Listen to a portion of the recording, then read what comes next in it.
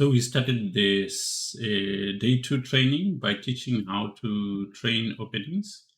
And here, the book that we used, that we recommended to use, are a series of books called Opening Essentials. There's four of them. There's this one, the red one. It's got E4, and you've got the second one. It's got a D4, D5. The third one, it's got the names of Indian defenses, and the fourth one is got the English openings. These are, I think, really the most ideal books for beginners. So for coaches to use to train beginners openings. And the opening we targeted for was the Guioco Piano, pretty much because it's the one opening that pretty much every beginner learns to play at some point, and it's very simple.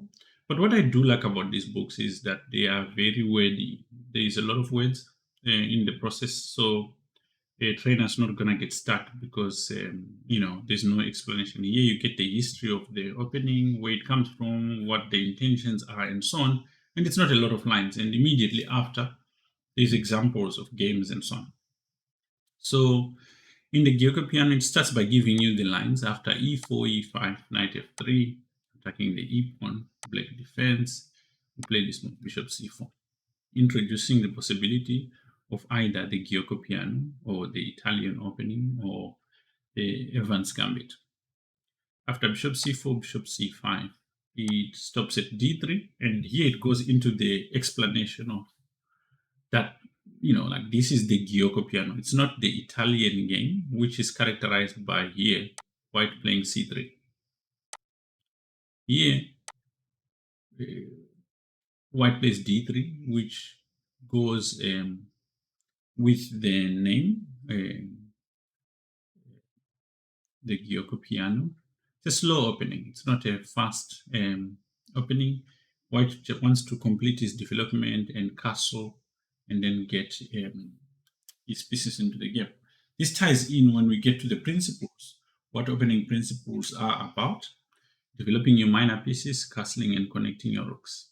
So after d3, black plays knight f6, white goes knight to c3, d6, bishop to g5.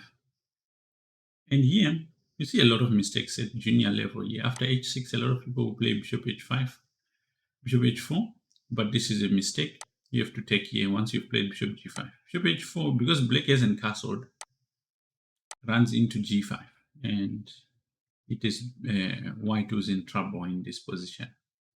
So bishop takes f6 and queen f6, followed by knight to d5, and after queen d8, c3, with the idea of playing d4 at the right time, or sometimes b4, and